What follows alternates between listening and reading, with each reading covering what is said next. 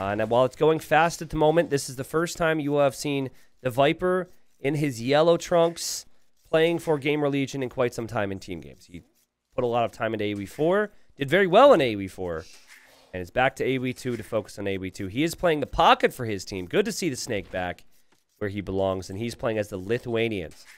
His flank, over here in the purple, fighting currently against White Court is Jordan. Jordan, 50-50 scout fight. These can usually go either way. Jordan seems to be having the lead, at least for now. Anyways, Jordan playing as the Bohemians. And on the other side, I can't show you right now because I need to show you the scout fight. Is Tato playing Aztecs. Tato, you can follow my mouse cursor if you want, is playing up against Noisik. Playing as the Vietnamese. And then you've got Sobek as the pocket as Burgundians. And then, of course, we have White Court here playing Ethiopians. Jordan says, I want that goat, please. That's mine. And White Court might decide to attack it. And White Court says, nope, it's not yours. It belongs to the earth. All right, so the map is called Donut, and you guys were correct. To the people we were talking to earlier, they removed the water from it, which is a big boo for me. But what they did do is they maintain the aspect that you cannot wall in this rock terrain. Okay? So it's kind of awkward to full wall yourself. So you can't wall this choke point. If we do see walls, we tend to see walls kind of like this. So you wall yourself in kind of like a semicircle. Now, eventually you can even walk through the middle, which is also pretty awkward, but I think the keys here is going to be what do the pockets do, okay? Because Noisik, or excuse me, he's not the pocket. Sobek, who, and I think every player on this Chilean team is underrated, by the way, but I think he particularly is underrated. He's got Burgundians, a civilization where you can research your eco upgrades one age earlier, and he's got a lot of space and time. And you've got Viper on the other side, and he's Lithuanians. Plus 150 food is really nice to have as well when the game starts. And you've got quite a few ways to get food. He pushed in every single one of his ostrich and zebra. Plus he gets 400 food from this rhino, then 400 food from this one, plus his berries. So going for some type of scout play could be possible, as Viper is going to send his scout underneath Tato's TC. It is possible to go for scouts from that middle position, but you could possibly justify fast castle as well. I have seen both of those things work. We'll see. Honestly, don't you see something messed up about how Battle of Africa 1's finals had Tyrant praised for the use of longboats on this map? Then for the sequels, they would effectively ban that approach by removing the water. I don't know. I won't think about that too much. I do think that there was enough water where it would have an effect in the late game, but not really much in the mid game, and I thought it was a nice thing to spice up the map, you know? Different things you could do. But the other thing you have to remember is, and I've done a lot of this as well, is sometimes you want each edition of an event to tweak some stuff. So that might have been what Memb was thinking. Like, you don't want everything to be the same every time, because then people are like, oh yeah, we saw this before, or okay, the players are just going to do this. So that could have been part of the thinking as well. I know Memb's not the biggest fan of water on maps in general, and it is called Battle of Africa too, so it might not be, you know, a map where water should be incorporated as much. Now, let's see what Tato ends up doing here. Tato has not clicked up yet. He's the Aztecs. He's getting Loom at the moment, though, and he's making a barracks, so this tells me he'll be aggressive. You can see the signaling from him, and I think he's letting Viper know. He's been communicating with Viper non-stop here with the signals. And he's like, hey, he's got a scout here. Love the boxing gloves. Thank you, devs, for that mod. It's amazing. It looks pretty freaking sick. And we're going to have an eagle and a scout here up against just a scout for Noisik. So Noisik on the back foot. And he's definitely opening archers here. So he's opening up defensively. And I'm sure the pressure is on for him. Game 1 up against some of the best players in the world. Noisik, White Court, and Sobek are insanely good players. You probably don't hear a lot about them. They've gotten really close to taking it to the next level in 1v1. So keep an eye out for them. We have Sobek and we have White Court with their scouts up against Jordan. So we've got one flank player on each side, potentially doubled by scouts. And Viper just signals the TC so Tato knows. And meanwhile, Viper making his stable in feud late, so he will be supporting with scouts. Viper kills Noisik scout, and we're going to see scouts as well from Sobek. But it makes sense that Viper would be a little faster because Viper started with all that extra food.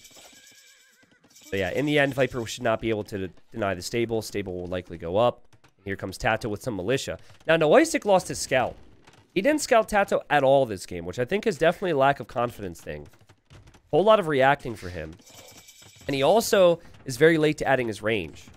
So all these tiny little walls, it's taken some time for him here. And so let's see if Noisik sees this, because I think it's important, even if he doesn't get attacked, I think it's important he lets his teammate know. Because as we see the quick walls here, I think Viper and Tato are simply going to decide to send this pressure right over to Sobek. Over on this side, Jordan seems fine. He seems more than fine, actually, opening with double ranges. And yeah, the pressure goes right over to Sobek, so now Sobek needs to wall. Loving the start for GamerLegion here. Okay, we'll see. Should see a house there. Good work from Sobek. Oh, God. Oh, no, pain. Oh, man, that's like a simple thing. You've got to make that happen there. I think he accepts that he's going to lose one villager, but... Oh, no, he gets the house down. Well played. Well played in the end from him. Obviously, there will be archer support from Noisik. And Tato only with one range right now. Viper, noticing there's a hole here. Tato might wall that up.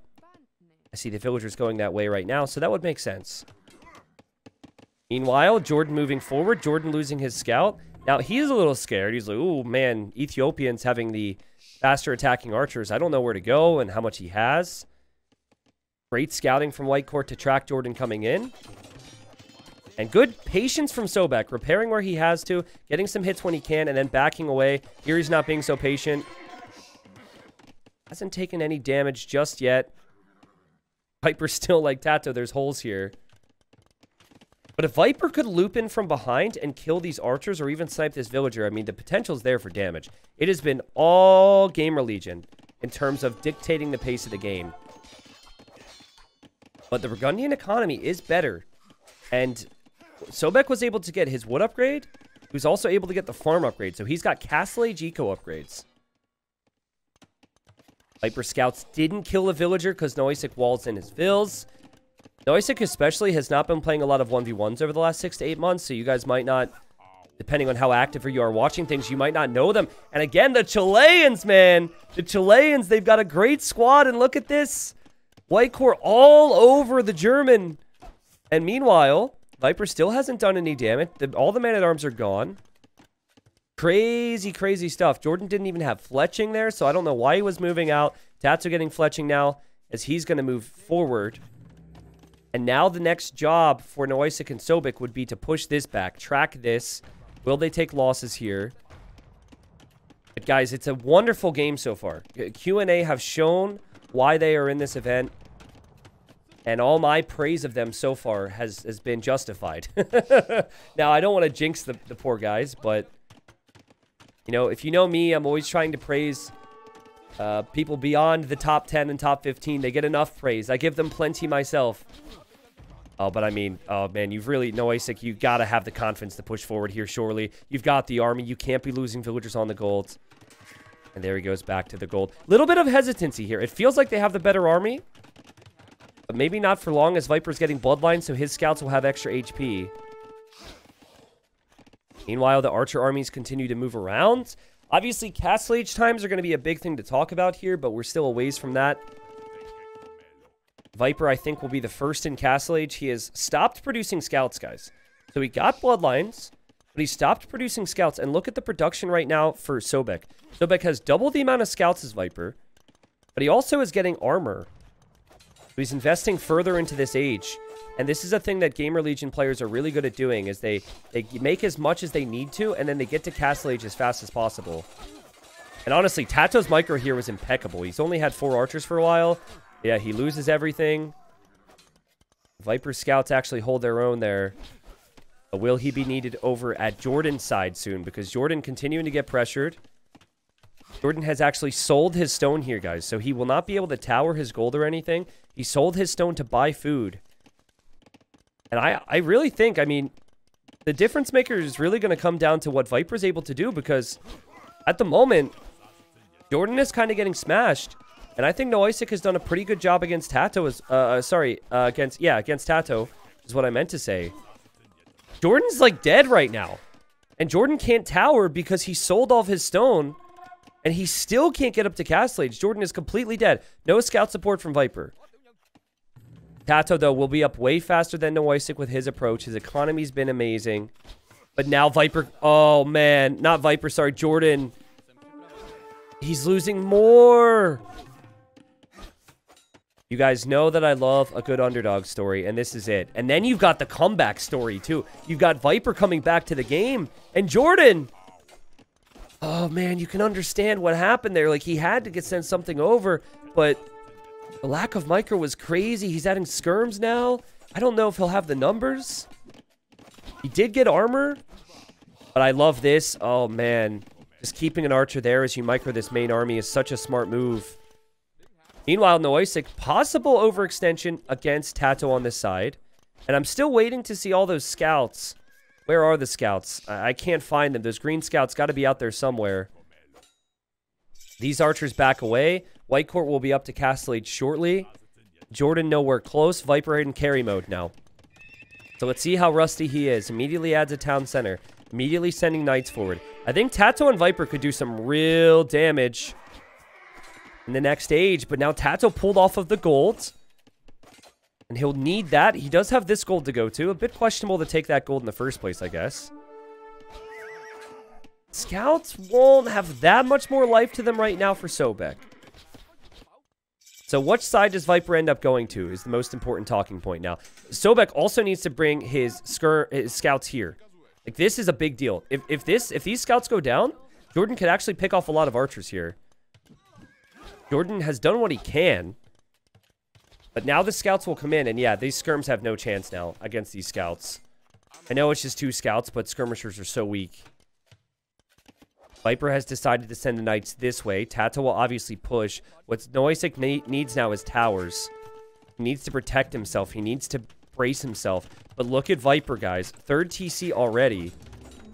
Also, even adding some siege at the moment. I mean, he's really trying to do everything. The balance is not going to be easy. I think the reason he's adding siege is because he feels like he needs the siege, and the knights won't be enough against White Court. And just for perspective, as it stands, Sobek and White Court are like top 50 on ladder. So they're top 50 in the world. Now, that can vary, right? Depends on how active they are. And Noisik has also been around there as well, but I haven't seen him playing 1v1s for a while. So, because I know there's going to be people watching this getting hype about these two. These guys have been around for a long time, like all the big Age of Empires 2 names. But I've always loved their talents in team games together because they play so much. Viper attacking the ranges, looking for a hole possibly. It feels like there's got to be one. White Court plugs that one. I'll plug that one as well and maybe send some more army back. White Court looking for damage. It becomes a little awkward because he doesn't have knight support. Now look at Tato over here. Tato doesn't have ballistics, but he has denied this. So that university right now will not complete. You see a lot of yellow on the map right now. Viper's population is looking really good. But now you have knight support or cav support coming in this way. But Viper is going to hit the gold. Viper hits the gold. The Cavalier from Sobek will defend, but it still obviously hurts. TC's coming up is a great thing. The economy for Burgundians has been strong, but Viper able to get a big lead here with 55 villagers. And yeah, mods. I don't know if we have any mods right now that are able to figure out getting rid of that bot, but that'd be great. Thank you. It's been bot city the last 48 hours, which is weird. Always tough to know what to do in White Court's position because you kind of want to hit Viper, but that's such a long distance to travel. And you could always add more knights. Yeah, Dux is on the case. I gotcha. Yeah, the pressure from White Court has just been insane. Like, Jordan is still feudal, guys. He's still feudal. So this is the Tato. And this is the Tato and Viper show now. Can they do it? It feels to me like they can. I mean, Viper's economy is so strong right now. And he's Lithuanian. So if he was able to get relics around the map, he will get a lot of extra attack on these knights. That said, if the game goes on, I mean, it's not like White Court is dead. His eco is fine.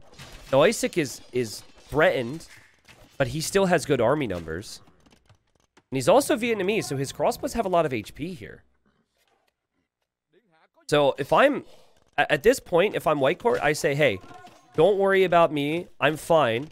And... Oh my goodness. Maybe he will need a little bit of support. But yeah, I mean, this is the job for Sobek. Sobek trying to go in to take that out. Viper losing all the knights as he sends the support. But Sobek, I think, needs to send everything over here because Tato and Viper could take Noisik out of the game. And if they were to do that, that would even up the game. Jordan clicks up at 27 minutes. Jordan, 27-minute castle time. That said, you know, take nothing away from Whitecourt because Whitecourt's just... He's the big reason why this is happening. And actually, Sobek is over here. So now this is where Viper and Tato are feeling even more pressure to do damage because they're hearing that Jordan's dying to Cavalier. It'd be a lovely thing if Whitecourt could just kind of pick off the reinforcements from Viper here as he tries to come in. Because if that happens, look at Whitecourt. He's underneath the towers now. He says, screw your towers, GamerLegion. Sick stuff, man. And the towers will go down most likely. Meanwhile, I mean, Tato, it feels like maybe he needs Imp or something. He does have the numbers, but it's not that much higher than what Noisik has. Also, Aztecs don't get Thumb Ring, but this is not a fight Noisik should be taking. It's a classic case of doing a little too much. I think you just need to be patient here and also use all your units. You've got a lot inside of your ranges right now. Guys, this Chilean team... taking GamerLegion to the limit in the first game of the group stage. I mean, GamerLegion are seen as, I think, as certainly top 3 favorite in this event. It will all depend on Viper's shape. And apparently Jordan's shape, because I think Viper's looking fine. He maybe, you know, could have supported Jordan a little bit more, but at the same time, Viper, I think, did his job appropriately in the early stages. Shouldn't be that big of a lead for one Archer player going into the Castle Age. The lead that Whitecourt had here was all on him. And look at the micro. Look at the... Oh, no. Oh, no. It's one hit away. He gets it. What a great play. Jordan makes it to Castle Age. They say welcome, but what are you going to do here? Because we're not going to allow you to move out at all. And there... Okay, this is what I was talking about. Tato is known for this. If he can get... Arbalest with Bracer, he could kind of 1v2. This is going to be fascinating because Viper's very hard to kill right now. Viper's full on army. Has 2 relics, by the way. So right now he's at 10+2 attack before even researching attack upgrades. Could always get this relic. That would make it 10+3. He's dropping a castle defensively. Tato is not engaging. So for Noisik, he's like, maybe I should actually try and attack him. Tato's got 40 army. In fact, the army count has stayed consistently high for GamerLegion here.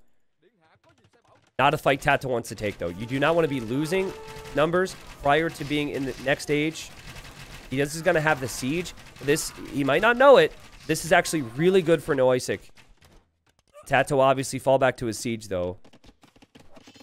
Jordan is offering words of encouragement, but that's all he can really offer his team right now, as he hasn't even tried to get any upgrades for the archers.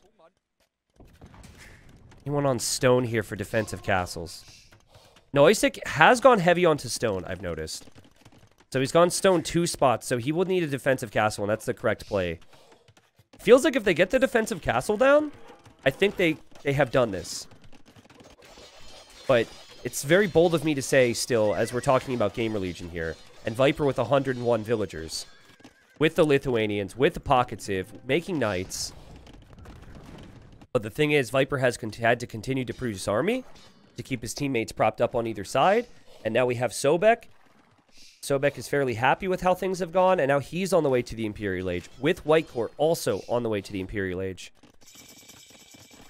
Viper will have a much bigger army, though. And Viper has 3 relics now, so he's got 10+4 attack because he researched 1 attack upgrade and has 3 relics. And the 4th relic is here. I mean, Viper's knights are going to be insane! Alright, if Tato's an imp, I'm dropping a castle immediately if I'm Noisik, and I don't know where to place it exactly, but I'm scared. Okay, place the castle there. Hope you can get it up. Curse your crossbows for standing over the foundation. Meanwhile, over here, we have a castle from Whitecourt. I like how in your face this castle is, because Viper wants to send everything he has to one side, but he hasn't been allowed to do that. They've continually pressured Jordan, and now Viper, you know, he has to save the guy, so he's going to drop a castle here. And there's the Arbalest, and there's the capped Rams. Oh, God! This is dangerous. Now, I think what you need is siege behind your castle. Yeah, he realizes this because Tato could actually cap ram down this castle. Oh my God, crossbows. Get a life. Come on. Noisix is kind of useless now, but he has 90 villagers, whereas Jordan has 30. And it's only going to get worse for Jordan, as he's just going to... Viper's like, build a TC there and think about what you've done. It's like putting Jordan in timeout. Like, come on. Please. I go off to AoE 4 for a couple months and I come back to this? Probably what Viper's saying right now. Obviously, Jordan has been exceptional over the last 4 or 5 months. So we're making jokes at his weakest point in this game. Noisix going for guard tower. Anything you can right now. Anything you can to just hold this while you wait for Sobek to get Paladin. Viper's still 2 minutes. Oh, and the castle got denied for Viper at 69%. There's no doubt playing for GamerLegion, but it is a doubt castle. Okay, I think that Q&A have done this now because we'll keep an eye on the number. Paladin's going to come in soon. And while Tato's army number is still really high, it feels like Green can be patient enough to get enough Paladins to eventually finish, as Viper's going to try and finish the castle, to eventually finish off this army from Tato. I mean, the economy is so good. And I guess the concern here... Well, hold on. Let's back up here, actually, because Viper does have 39 knights, and he's going to have +6 attack. Starting to lose stables and starting to lose numbers. Intelligent play. Take out the production from Viper. Actually, taking out the monastery from Viper is an option here. I think you actually might want to do that. Viper completed his castle, by the way. That still doesn't mean it can't be trebbed down. Here comes Tato, ready. Switching into pikes because he knows he just has to worry about Cav. I would love for them to take out that monastery. Yes! -4 attack on all of Viper's Cav if this happens. Viper does not want this to happen. He almost has to act like he's going to fight to have them attack his units right now. He's still a minute off from getting the Cavalier upgrade and the armor upgrade. And oh man, what a horrible blow to Viper. Great job from Q&A. They have all stuck to their roles. They've taken out Jordan. And I think even if this army dies, it's kind of... They've done their job for the time being. They've delayed Viper massively. Jordan, he's not going to be defeated because he has the new TCs. But he's going to lose everything that's here, which includes a lot of gold access. And now look at this, guys. The Paladins from Sobek, they dive. Tato will not be able to take the castle out. Tato does have quite a few arbs still, and he's found a really good choke point. But I think if Noisix can just get up to the Imperial Age now, they'll have 3 players in Imp, and they should end up being okay.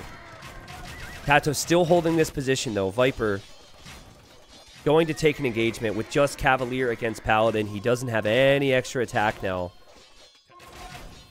Guys, earlier in the day, and people who see this on YouTube later probably will have missed this, but I talked about hitting the production buildings. And Viper now is working off of like 4 or 5 stables when he could have been working off of 10. It was such a good move. And you worry about the production buildings there, and then you just send in the next wave where you need it. Now, I don't recall what the specific slinging rules are, but I think if you have 1,000 food, if you're Sobek, and you're allowed to send resources to a teammate, if you're an Imp and they're in Castle, you need to do it now. You need to get Noisix to Imp. Unless I've missed something. No, he's still Castle. He just needs food. He's going to need some gold as well, I guess. But again, can Viper fight this? Viper's got 0 on gold. Where's Viper's army right now? He's got to pick his spots. He's getting Paladin, I guess, so he has to wait. Nice little trap right there from Tato. Making Castlade skirms is certainly going to be helpful. It's not great, though. So I think getting to Imp is the key. So much gold over here. And you start to see the markets now for White Court, so they're thinking about some trade. We'll probably see markets down here. Trade is very awkward on this map, just like everything else is. I think you can probably sling down. I think if you're an Imp, you could sling to Castle. Or if you're in Castle, you can sling to Imp. But it might be even more restrictive than that. Some tournaments have it so you can't sling until everyone's in. Because obviously Jordan hasn't received any resources from anyone either. So I would have to double check that personally. I'm going to guess it's super restrictive, and so neither of these two players can receive resources at all. Viper will get Paladin. Now, he does have 180 HP on his Paladins, and he did get Iron Casting. So he actually has the stronger Paladins right now. 180 HP versus 160 HP. He also has more Paladins, at least in this engagement. But there's also Arbalest here, and Viper's going to lose another castle. And the fight continues on this side. I'm not in love with this engagement, though, because what you don't have to back up that loss of units is Trebs. I would have preferred you have some siege there, but, I mean, this is more than fine. 88 Arbalest right now for White Court. 88. And it's almost all on this side. This is a must-win fight for Viper, as he's trying to get relics back. This, if he were to win the fight, is all because he gets the relics. He's going to get +2 attack because he snags these. Now he's at 14 +4. Still, the repairs come in. Clearly, gold is a bit of an issue for everyone, as Sobek is making mainly Hussar. But the trade should begin soon. Plus, all of Jordan's gold is for the taking. I'd love to see some villagers just head over there. I love the barrack choice for White Court as well. White Court will go for barracks for halberdiers because he only has to worry about Viper here. Viper's still hoping to get these relics, which is so funny. Does he see the monk there, White Court? Does he see the monks? Viper using his paladins as bait, I think, just so he can get those relics. Okay, he might actually take the fight because the attack's just going to click in as the things hop into the monastery there. And there's not a lot of paladins anymore. And Tato's still continuing a push on this side. We still have one player in Castle Age that's losing castles. Viper. Oh, the fight just wasn't good enough. The fight just wasn't good enough. He does have 14 +6, but can he make more? He's struggling so much for gold. Where is he taking gold, actually? I actually am not seeing it right now. I think the only mistake for Sobek and White Court is just not sending more villagers to mine there. That's pretty much it. But the barrack choice for White Court was huge. White Court, I think... Well, I mean, everyone for this team has been MVP-ish, right? Great time to get horse color, I guess, if you're White Court. But every player for Q&A has played their role so well. How long until Jordan can contribute anything? The thing is, he can never contribute anything. Because they will never have space to allow him to expand to get a proper economy. They've got no space. They're completely... I know, like, one player on the GamerLegion team is named TheViper, but he's, like, being constricted. That was a boa constrictor joke, and that was really bad. But again, Castle Age skirms suck against Arbalest. And Tato's continuing to push. And I really think that Tato, with 98 military, could possibly do it. Tato's just telling Viper, I'm pushing, you have to hold. Hold on for as long as possible. Look at him desperately repair the monastery, by the way. As he doesn't want his relics to pop out. We have Adladdle now for Tato, so when he makes skirms, his skirms will have +1 range and attack, which is very strong. But Viper's attack is going to go down now. And honestly... He needs to make the monastery in the back. Look at the monks immediately grab the relics. See you later. See how this is saturated now? So this means that Sobek should be able to make a bit more in the way of paladins. But he doesn't have that many. But we do have Noisik on the way to the Imperial Age, which is a massive deal. The second he's an imp with Imperial skirms, or even just blacksmith upgrades, he'll be fine. And he's actually done a great job to relocate his eco ahead of time. You'll notice he's got eco all over here. We have the Halbs now. Tato has to send skirms this way. Tato also sending gold to the Viper. Because Viper needs more paladins. And this push should just continue for White Court. GamerLegion are certainly making them fight for it here. But, you know, GamerLegion underperformed early, and I think majority of viewers don't know about this Chilean team. I think you know, that something like T90 Titans League, you're going to be seeing these guys perform, probably in Gold League, potentially to make it into Platinum. That's kind of the whole point of that league, is to give players like the players on Q&A more and more opportunities. And they certainly are making the most, of their opportunity here in Battle of Africa 3. It's just the group stage. It's just game 1 in a best of 5. We shouldn't freak out too much, but let's be honest. What a sick performance from them. They've taken it to Jordan, Tato, and the Viper, and they are going to get this victory. Yeah, the Viper's completely dead at this point. It feels weird to say he's dead because he has 60 Paladins, but even his 60 Paladins aren't going to be enough to get his relics back, to get this position back. Tato's going to be... Oh, wait a second! I take everything I just said back. They have nothing here to counter Viper Pala. That mix of skirms is going to be punished hard. Also, Husks are significantly worse than a Paladin. Oh, jeez. There's Bracer. That's what you want to imp for. And then Armor, and then Imp Skirm. All that's really good. But as Viper floats Paladins the other way, he now still has not been able to make any ground over here. Losing another Treb. Okay, this is where ideally you have full Paladin queue if you're Sobek instead of more Hussars. Also, really good spot to find your skirmishers in. Man, I mean, there was about a 200 population difference a second ago. Now it's 100. And Atlatl skirms are not a bad thing to have here. Still will get rocked by bomber cannons, which is very painful, but it has helped. But despite all that helping, we have Noisic back in business now. Now he's got imp upgrades. We even have Torsen engines for Whitecourt. Ethiopian power, man. So his shots with the bomber cannons are going to do so much more damage now. How's Jordan doing? Farming along the edge of the map. Taking some stone. He added a TC here. He's dropping a castle. Let's go, Jordan. Let's go. Nah, I'm not the master of the jinx, all right? It's just that we have really good players here. The good players are going to swing it back, but think about how many fortifications are there. Like, what you would need for GamerLegion to have a chance is they would need to take all these buildings out here or all of this out here. This is absolutely insane looking. This looks like it's from a movie right here from Whitecourt. And he doesn't really need to focus on more ARBs because he's got enough of those. He just needs to go Halb Cannon, and Halb Cannon could, in theory, do everything he needs here. Viper trying his best here to be sneaky and get this relic again, though. He desperately needs those. And Jordan might even take this relic over to Viper. That's kind of funny.